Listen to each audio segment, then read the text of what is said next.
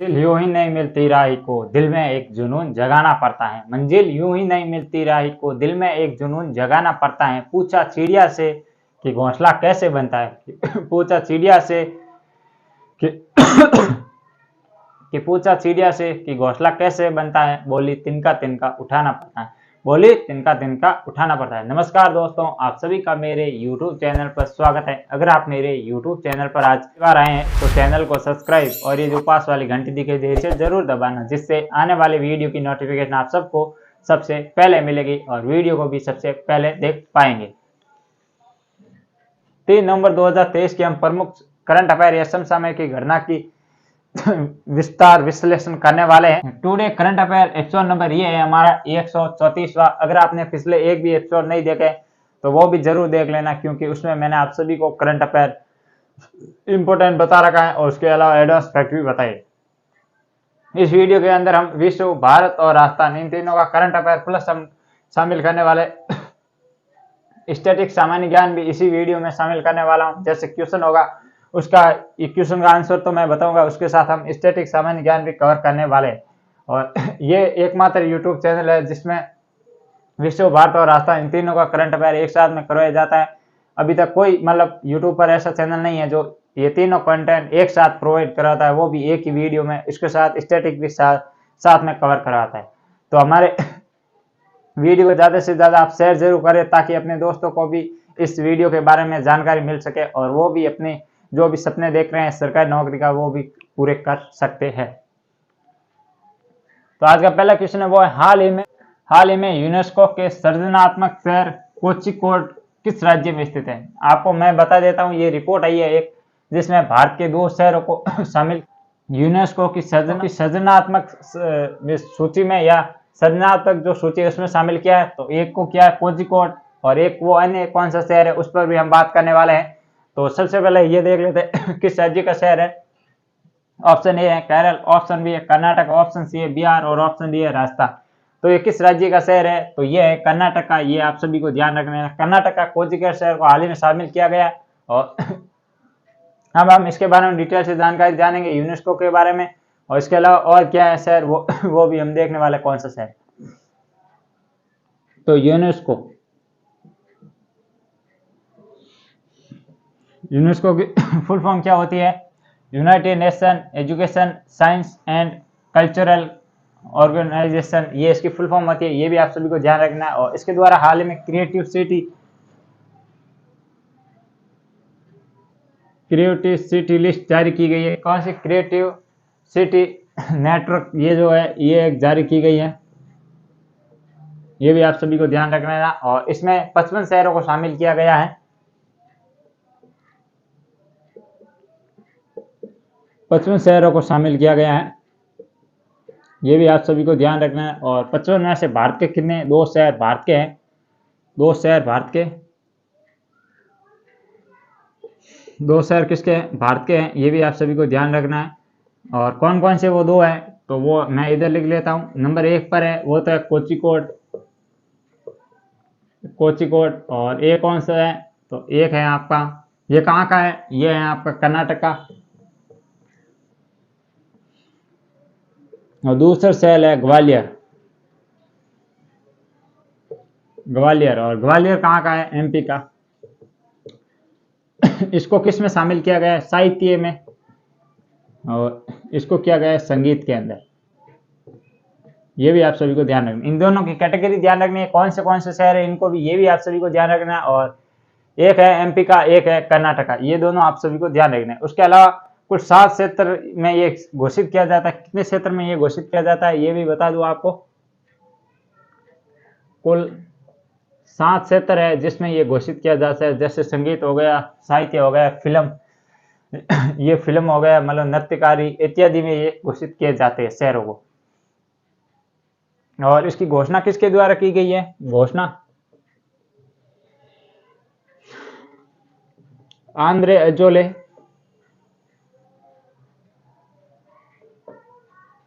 Azoulay द्वारा इनकी घोषणा की गई। ये भी आप सभी को ध्यान रखना है। और इसके अलावा आपको और बता दें, वर्ल्ड ट्री सिटी किसे घोषित किया गया है? World tree city world tree city, tree city. तो ये किसे घोषित किया गया है? ये घोषित किया गया है मुंबई को। ये भी आप सभी को ध्यान रखना है। और इसके अलावा और देखें तो मतलब विश्व धरोहर सूची के बारे में हम थोड़ा सा जान लेते हैं कि विश्व धरोहर सूची में किन किन कितने क्या शामिल किया गया है, कौन सा, ये भी हम बात करने वाले हैं। तो वो हम लिखने वाले इधर, ये आपको बता दूं और फिर हम यहाँ से ड्रॉ करके यहाँ पर लिखने वाले हैं। यूनेस्को द्वारा हाल ही में क्रिएटिव सिटी नेटवर्क एक रिपोर्ट जारी की गई। इसमें 55 शहरों को शामिल किया गया है, जिसमें भारत के 2 शहर शामिल है। कौन कौन से है? एक है कोझिकोड, ये कर्नाटका का है और साहित्य के क्षेत्र में किया गया। और एक है ग्वालियर, ग्वालियर एमपी में और संगीत के क्षेत्र में शामिल किया गया। इसके अलावा 7 क्षेत्रों में ये इस शहरों को शामिल किया जाता है और घोषणा आंध्र एजोले द्वारा की गई। और इसके अलावा वर्ल्ड ट्री सिटी कौन सी है? मुंबई है। अब हम थोड़ा सा और जानने वाले हैं यूनेस्को के बारे में, और उसके द्वारा एक सूची जारी की जाती है वर्ल्ड हेरिटेज। तो किन को शामिल किया गया है वर्ल्ड हेरिटेज में, उसमें उसकी हम जानकारी शामिल इसमें करने वाले हैं। तो पहले हम लिख लेते हैं आपका विश्व धरोहर कितनी है। विश्व धरोहर, तो विश्व धरोहर कितनी है? तो ये है आपकी 42। अब 42 में कौन कौन सी है वो भी हम देखने वाले हैं। तो इधर लिख लेते हैं और इधर और इधर। तो 42 में सबसे पहले है आपकी 34 है, वो है सांस्कृतिक। 34 है, ये तो है सांस्कृतिक। इसके अलावा मतलब 34 ये हो गई। और 7 कौन सी है? प्राकृतिक। और एक है मिश्रित। 7 है प्राकृतिक, प्राकृतिक और एक है आपकी मिश्रित। ये भी आप सभी को ध्यान रखना है। और इसके अलावा हाल ही में 42वां किसे शामिल किया गया? 43वां कौन सा, नहीं 41वां कौन सा है? हम देख लेते हैं 40वां, 41वां, 42वां। 40वां कौन सा है? और एक 39वां। ये 4 आपको क्रम भाई याद रखने हैं। ये है आपका रमप्पा मंदिर जो तेलंगाना का है, रमप्पा मंदिर। धोलावीरा गुजरात वाला। 41वां कौन सा है? तो ये है शांति निकेतन, या ऑल्सो कौन सा है? 41वां। तो मतलब 41वां शांति निकेतन जो पश्चिम बंगाल में स्थित है, शांति निकेतन, शांति निकेतन। और ये कहाँ पर है? वेस्ट बंगाल के अंदर है, ये भी ध्यान रखना है। ये गुजरात के अंदर है और ये है तेलंगाना के अंदर। और 42वां है ओयसोल मंदिर, ओयसोल मंदिर। क्या नाम है इसका? इसका नाम है ओयलेश्वर मंदिर, ओयलेश्वर मंदिर। और ये कहाँ पर है ओयलेश्वर मंदिर? तो ये है आपका कर्नाटक के अंदर, ये भी ध्यान रखना। तो ये आप 4 और ध्यान रख लेना इसकी क्वेश्चन के साथ, और ये मैंने बता दिया, ये भी ध्यान रखना। और इसके अलावा आपको और बता दें कि मिश्रित में कौन सी है? कंचनजंगा है जो कि सिक्किम के अंदर है, मिश्रित के अंदर। तो मिश्रित के अंदर कौन सी है? वो है कंचनजंगा, कंचनजंगा। ये भी आप सभी को ध्यान रखना। और 7 प्राकृतिक हो गई और जो है 34 हो गई, ये हो गई सांस्कृतिक। कुल कितनी हो गई? तो ये कुल देखे तो ये हो गई आपकी, अब है ना पूरी 42 है। तो ये भी आप सभी को ध्यान है। तो ये था क्वेश्चन और इसके बारे में डिटेल से जानकारी। आइए आगे बढ़ते हैं और देखते हैं आज का दूसरा क्वेश्चन। ये भी आप सभी को ध्यान रखना। हाल ही में विहान तलिया विकास, ये एक व्यक्ति का नाम है, ध्यान रखना। व्यक्ति नहीं कह सकते, बच्चा है एक 10 वर्ष का जिसका नाम है विहान तलिया विकास को फोटोग्राफी में अवार्ड मिला है। उनका संबंध किस राज्य से? आपको ये बताना है कि इनको फोटोग्राफी के अंदर अवार्ड मिला है, कौन सा अवार्ड मिला है, कितनी राशि है, किसके द्वारा दिया जाता है, कहाँ पर दिया जाता है, और इसके अलावा क्यों दिया गया, कौन सा फोटोग्राफ, उस पर भी हम बात करने वाले हैं। इसके अलावा अब आपको ये बताना है कि इनका संबंध किस राज्य से। ऑप्शन ए है सिक्किम, ऑप्शन बी है कर्नाटक, ऑप्शन सी है मध्य प्रदेश और ऑप्शन डी है वो है महाराष्ट्र। तो इनका संबंध कहाँ से है? तो इनका संबंध है कर्नाटक के अंदर, ये ध्यान है, इनका संबंध कर्नाटक है। किसको क्यों ये क्यों दिया गया? विहान तलिया विकास जो कि बेंगलोर का है और 10 वर्ष के निवास, 10 वर्ष के। इनका नाम क्या है? विहान तलिया विकास, विहान तलिया विकास। और इनका संबंध कहाँ से है? बेंगलुरु से है, इनका संबंध बेंगलुरु से। और इसके इनकी आयु कितनी है? 10 वर्ष की आयु में इनको ये पुरस्कार दिया गया। और कौन सा पुरस्कार दिया गया? Wild photographer of the year. कौन सा पुरस्कार है? ये भी ध्यान रखना आपको। वाइल्ड वाइल्ड फोटोग्राफर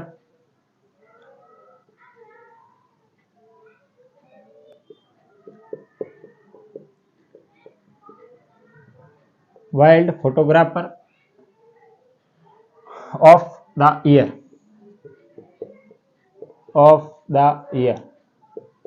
ये ध्यान रखना, wild photographer of the year ये अवार्ड दिया गया है। और ये कहाँ पर दिया जाएगा? लंदन में दिया जाएगा। ये भी आप सभी को ध्यान रखना है, कहाँ पर दिया जाएगा? लंदन के अंदर दिया जाएगा। और इसके अलावा और देखे तो मतलब ये प्रदान किया जाता है। और इस क्यों दिया गया, कारण क्या है? London UK. और क्यों दिया गया ये इंपॉर्टेंट है। तो क्यों दिया गया ये? तो ये दिया गया श्री भगवान श्री कृष्ण की एक मतलब इन्होंने एक क्या पेंटिंग बनाई थी। और इसके अलावा मतलब उसी पेंटिंग के पास एक मकड़ी का चित्र भी है, ये भी ध्यान रखना। भगवान श्री कृष्ण की पेंटिंग। और इसके साथ और क्या है? पेंटिंग और पास में मकड़ी का चित्र है, मकड़ी का चित्र। और पास में किसका? मकड़ी का चित्र है। ये भी आप सभी को ध्यान रखना। और भगवान श्री कृष्ण बांसुरी बजाते हुए बताया गया है। और पास में जो मकड़ी है ये मोहित मुद्रा में है, मतलब ये सुनकर ये मतलब ये बांसुरी सुनकर ये मतलब पंच मंत्र मुद्र हो चुकी है। मतलब इसका ये फोटो बनाई हुई है, इस कारण इनको ये अवार्ड दिया गया है। ये भी आप सभी को ध्यान रखना है। और इसके अलावा अब हम थोड़ा सा और अवार्ड देख लेते हैं। ये तो इतना ही है, इतना अधिक कोई है नहीं। मतलब अब हम थोड़ा सा इसका अन्य फैक्ट है वो देखेंगे जो इम्पोर्टेंट होने वाला है। जैसे मैं आपको बता दूं कि दीप नायक नारायण को अवार्ड कौन सा मिला? ग्लोबल टीचर का अवार्ड मिला, पश्चिम बंगाल के थे। दीप नायक इनको कौन सा मिला? दीप नायक नारायण को कौन सा अवार्ड मिला? ये मिला है ग्लोबल टीचर का अवार्ड मिला है। ये भी आप सभी को ध्यान रखना। और देखे तो प्रमुख अवार्ड किसको मिला है? तो आपको 53वां दादा साहब फाल्के पुरस्कार किसे मिला है? 53वां दादा साहेब फाल्के पुरस्कार। तो ये किसको मिला है? तो ये वहीदा रहमान को मिला है। ये वेस्ट बंगाल के, ये भी थोड़ा सा ध्यान रखना। वहीदा रहमान को ये भी आप ध्यान रखें, ये महिला है, वहीदा रहमान महिला है। और देखिए तो प्रमुख मतलब स्वामित्व योजना को कौन सा राष्ट्रीय ई गवर्नेंस पुरस्कार मिला है? किसको? मतलब राष्ट्रीय ई गवर्नेंस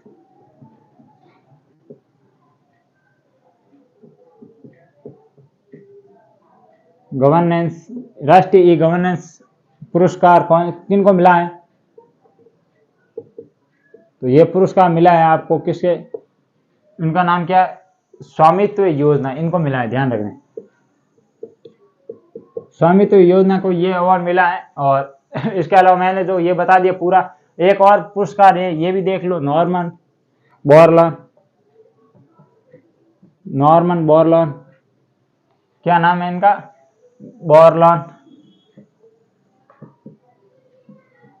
नॉर्मन बोरलॉन को कौन सा अवार्ड दिया गया इनको? मतलब नॉर्मन बोरलॉन फील्ड 2023 अवार्ड, ये अवार्ड का पूरा नाम है फील्ड 2023। ये अवार्ड किसे दिया गया? ये दिया गया स्वाति नायक को दिया गया। ये भी आप सभी को ध्यान रखना है। तो ये प्रमुख अवार्ड हो गए। और इसके साथ ये भी क्वेश्चन हो गया। 2 क्वेश्चन हमने डिटेल से जानकारी दी। और देखते हैं आज का तीसरा क्वेश्चन। हाल ही में चर्चा में रही EH216S क्या है? आपको ये बताना कि हाल ही में चर्चा में रहा ये जो नाम दिख रहा है आपको EH216S, ये क्या है?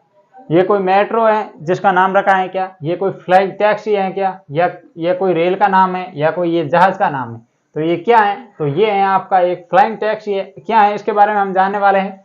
और किस देश के द्वारा हाल ही में बनाई गई और इसे अप्रूवल भी दिया गया है। और कितने यात्री बैठ सकते हैं, कि कितनी इनकी क्षमता है, कितनी हाइट तक उड़ सकती है और कितने किलोमीटर तक लंबाई तक ये उड़ के जा सकती है। तो इसके बारे में हम जानने वाले हैं। और किस कंपनी द्वारा बनाए गए इसके बारे में हम जाने वाले। तो हम सबसे पहले देख लेते हैं इसका नाम क्या है। इसका नाम है आपका EH216S, ये इसका नाम है, ध्यान रखना। और ये एक इसको हाल ही में मंजूरी मिली है, अप्रूवल मिला है, मतलब मंजूरी मिली है, मंजूरी। और ये मंजूरी प्राप्त करने वाले विश्व की प्रथम फ्लाइंग टैक्सी, विश्व की प्रथम फ्लाइंग टैक्सी है, फ्लाइंग टैक्सी, ये भी ध्यान रखना आप। विश्व की प्रथम फ्लाइंग टैक्सी का नाम क्या है? इसका नाम है EH216S। और इसके द्वारा और देखें तो ये मतलब किसके द्वारा बनाई गई है, किस देश के द्वारा बनाई गई है? देश तो ये चीन के द्वारा बनाई गई हैं। और 2 यात्री इसमें यात्रा कर सकते हैं। कितने यात्री? 2। और किस देश के द्वारा? चीन के द्वारा। ये भी आप सभी को ध्यान है।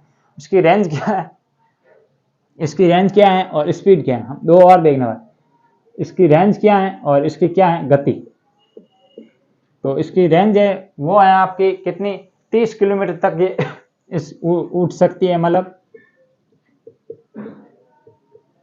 और 30 किलोमीटर तक। और इसके और देखें तो गति क्या है, 130 किलोमीटर प्रति घंटे की रफ्तार से भी ये जा सकती है। ये भी आप सभी को साथ में ध्यान रखना। ये हो गई। और इसके अलावा उड़ान के लिए योग्यता का प्रमाण पत्र भी इसने प्राप्त कर लिया है। क्या कर लिया है, मतलब उड़ान के लिए योग्यता प्रमाण पत्र, प्रमाण पत्र भी इसने प्राप्त कर लिया, प्रमाण पत्र प्राप्त। ये भी आप सभी को ध्यान रखने का, और ये आपको ध्यान रखना ही है। और इसके अलावा और देखिए तो किस कंपनी द्वारा इसका निर्माण किया गया है, कंपनी कौन सी है? तो इस कंपनी का नाम है, ये है आपकी ई हैंग, ये कंपनी है चीन की, इस कंपनी द्वारा इसका निर्माण किया गया है। तो ये मैंने आपको बता दिया। और देखें तो अब थोड़ा सा चीन के बारे में जान लेते हैं। इधर मैं चीन के बारे में सामान्य जानकारी लिख देता हूं। राजधानी क्या है चीन की? तो ये है आपकी बीजिंग, ध्यान रखना है, बीजिंग इसकी राजधानी है। राष्ट्रपति कौन है चीन के? प्रेसिडेंट कौन है? तो शी जिनपिंग है, शी जिनपिंग। ये भी आप सभी को ध्यान रखना है। और इसके अलावा और देखें चीन के बारे में, मुद्रा क्या है? युआन है, मुद्रा युआन है। और युआन या रेनबिनबी, 2 नाम है इसके, युआन या रेनबिनबी, रेनबिनबी, ये 2 नाम है। और इसी एसडीआर में शामिल होने वाली, ये एसडीआर में शामिल होने वाली नवीनतम मुद्रा है। और उस एसडीआर में कितनी है? टोटल 5 मुद्रा है। और इसमें एक ये युआन भी शामिल है, रेनबी या युआन, इसका 2 नाम है। और यहाँ पर एक मरुस्थल है, कौन सा है? टकलामाकन मरुस्थल है। यहाँ पर मरुस्थल कौन सा है? मरुस्थल है वो है टकलामाकन, टकलामाकन।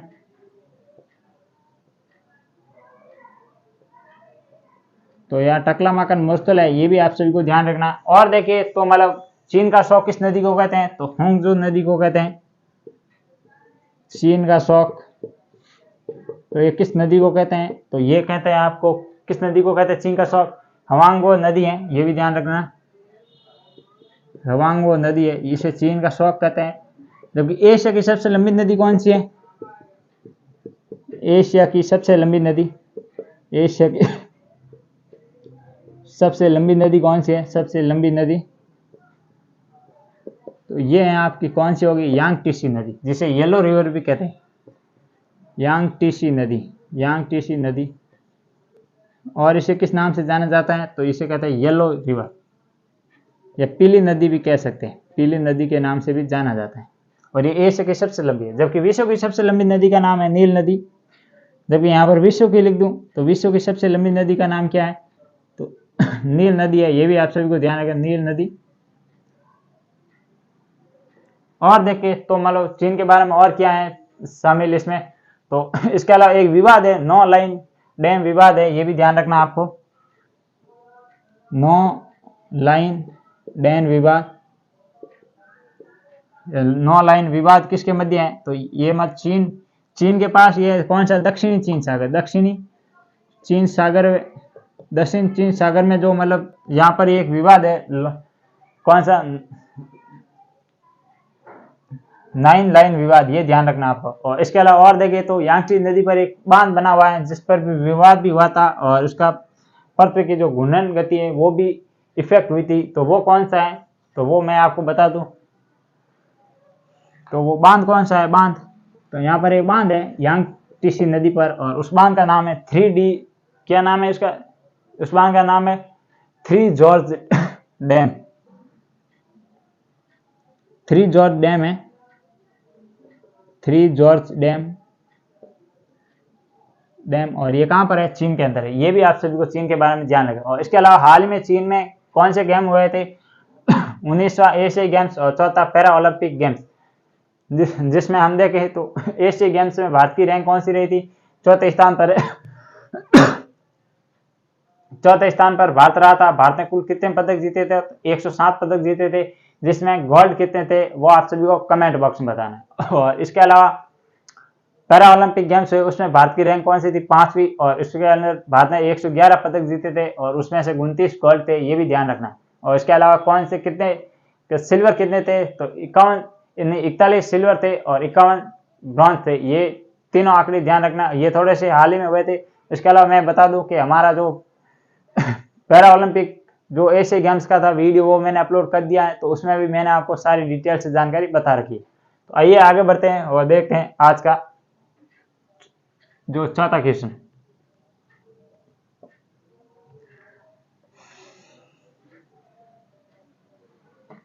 ये थोड़ा चीन के बारे में, ये एडवांस फैक्ट है, ये थोड़ा सा याद रखना।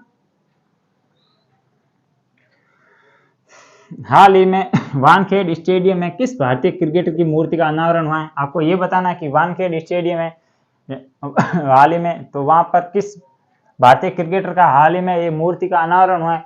ऑप्शन ए है विराट कोहली, ऑप्शन बी है सुरेश रैना, ऑप्शन सी है सचिन तेंदुलकर और ऑप्शन डी है वीरेंद्र सहवाग। तो किस भारतीय क्रिकेट की मूर्ति का हाल ही में अनावरण हुआ है, तो ये हुआ है सचिन तेंदुलकर। सचिन तेंदुलकर की मूर्ति का हाल का अनावरण कहाँ पर हुआ है, तो ये हुआ है वानखेड़े स्टेडियम। इसके बारे में हम जानने वाले हैं। दूसरा पहले हम देखते हैं सचिन तेंदुलकर की मूर्ति का आगे अनावरण हुआ है, तो सचिन तेंदुलकर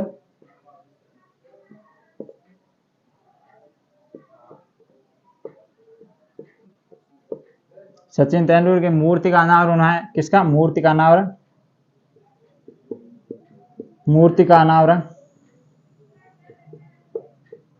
तो मूर्ति का अनावरण कहां पर हुआ, ये हुआ वानखेड़े स्टेडियम, वानखेड़े स्टेडियम कहां पर है, तो ये है आपका मुंबई के अंदर। ये भी आप सभी को ध्यान रखें, यहाँ पर इनकी हाल ही में मतलब मूर्ति का अनावरण हुआ है। और इसके अलावा इसके वास्तुकार कौन है, ये थोड़ा सा इंपॉर्टेंट है, अगर कोई क्वेश्चन आएगा तो ये आ सकते हैं वास्तुकार।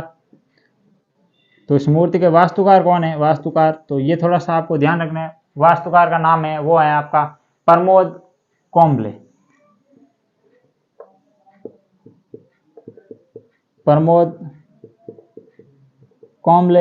मतलब या कुंबले इसके मूर्तिकार है या वास्तुकार है, या इस मूर्ति को बनाया था इनके द्वारा। और इसके अलावा सचिन तेंदुलकर 100 शतक बनाने वाले मतलब पहले भारतीय हैं।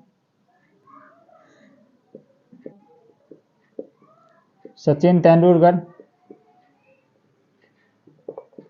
100 शतक बनाने वाले पहले भारतीय, 100 शतक बनाने वाले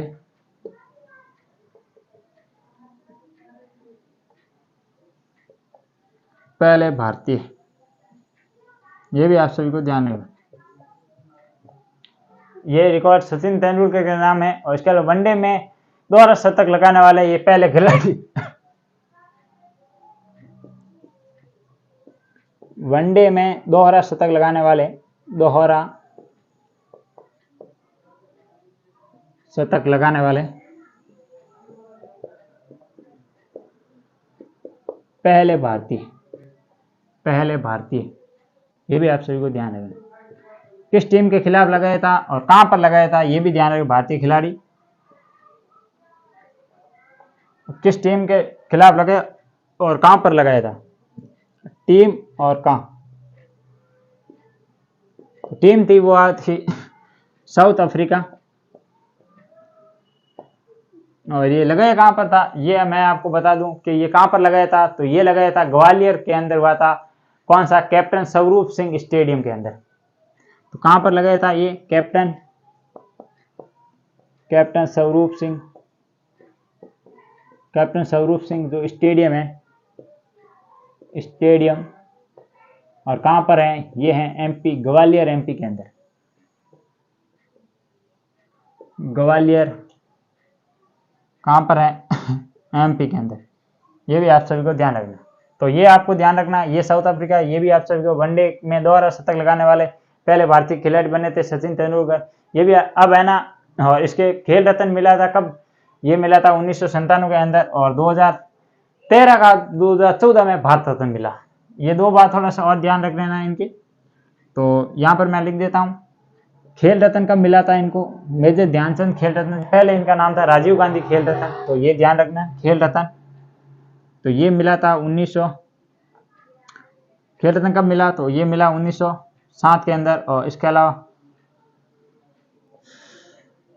मतलब इनको भारत रत्न कब मिला था, भारत रत्न, तो इनको भारत रत्न मिला था, ये मिला था आपके 2014 में लिख देता हूँ, क्योंकि 2013 का था कौन सा, 13 का मिला था 14 के अंदर, ये ध्यान रखना।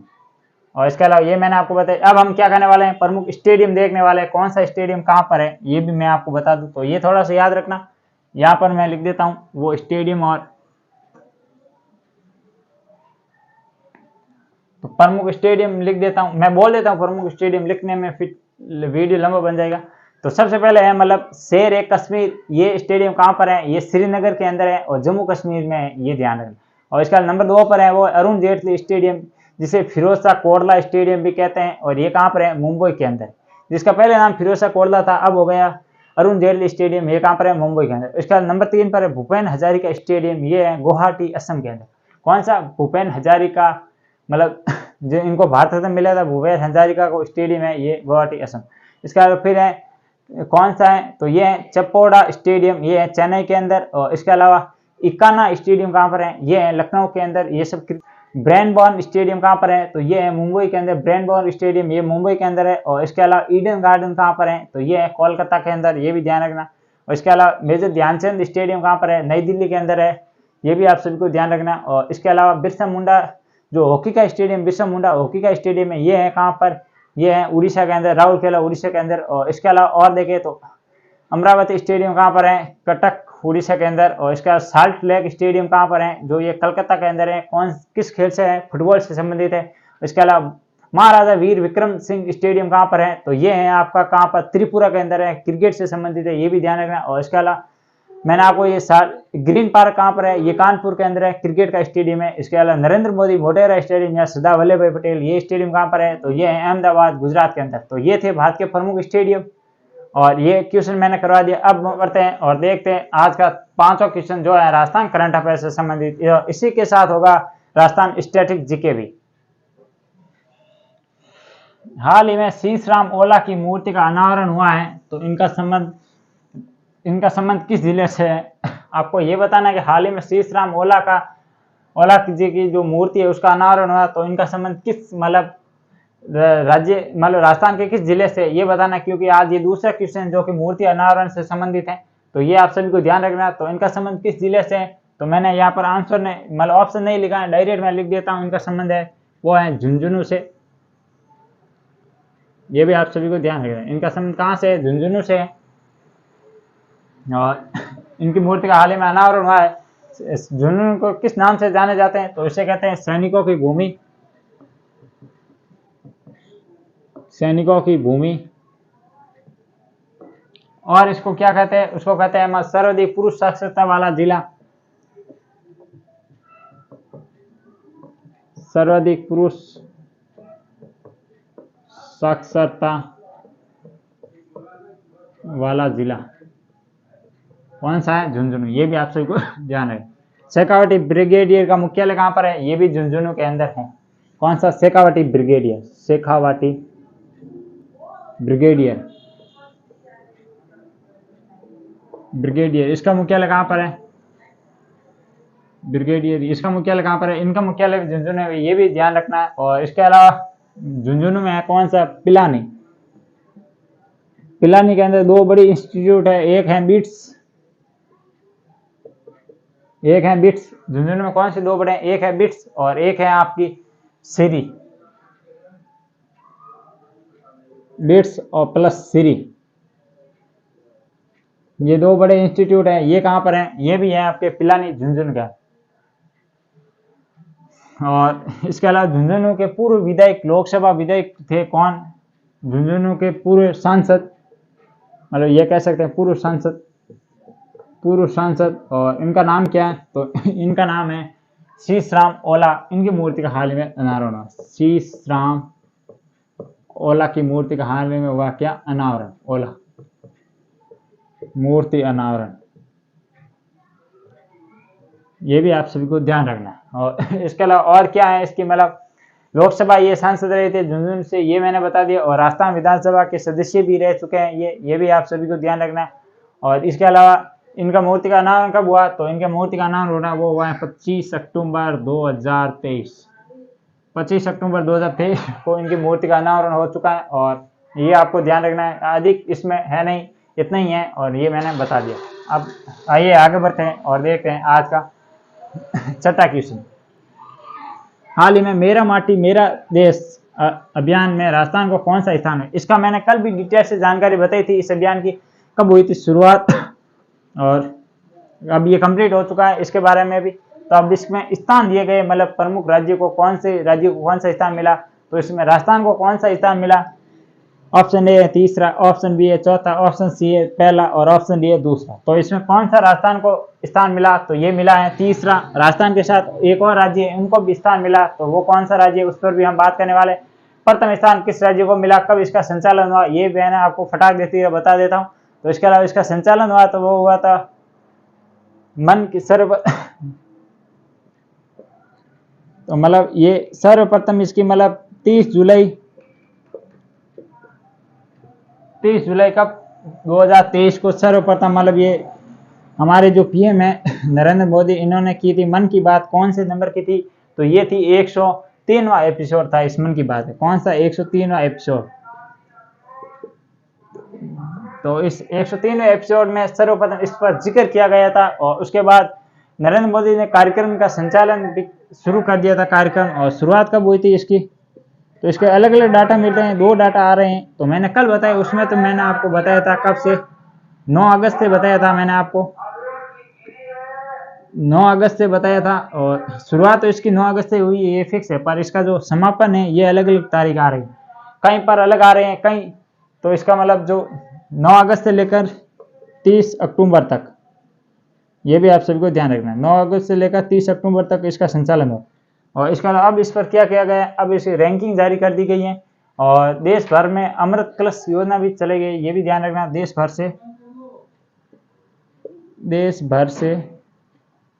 भर से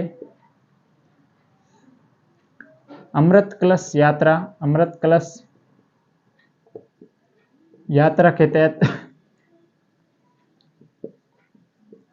तहत मिट्टियां लाई गई थी, अलग अलग स्थानों से मिट्टियां शामिल की गई थी, ये भी इसमें शामिल, ये भी ध्यान रखना आपको। और इसके अलावा अब इसको रैंकिंग देगी है। तो पहला स्थान किसको मिला है, दूसरा स्थान किसको मिला है, तीसरा राजस्थान को मिला और कौन सा था? तो इसमें जो प्रथम फर्स्ट स्थान मिला है ये मिला है जम्मू कश्मीर को। सेकंड स्थान किसको मिला है? तो सेकंड स्थान मिला है गुजरात को। और तीसरा स्थान किसको मिला है? तो ये मिला है तीसरा स्थान 2 राज्यों को संयुक्त मिला। एक है राजस्थान प्लस एक राजस्थान के साथ एक है HR, मतलब हरियाणा। राजस्थान और हरियाणा को दोनों को ये तीसरा स्थान मिला, ये भी आप सभी को ध्यान रखना। तो ये थे आज के कुछ 6 क्वेश्चन, डिटेल के साथ मैंने बताने की कोशिश की है, ज़्यादा से ज़्यादा आपको फैक्ट बताने की भी कोशिश की है। तो आज के लिए इतना ही। अगर अभी तक आपने वीडियो को लाइक नहीं किया तो एक लाइक जरूर करें। और कल मिलेंगे इसी जोश और जुनून के साथ, तब तक के लिए जय हिंद जय।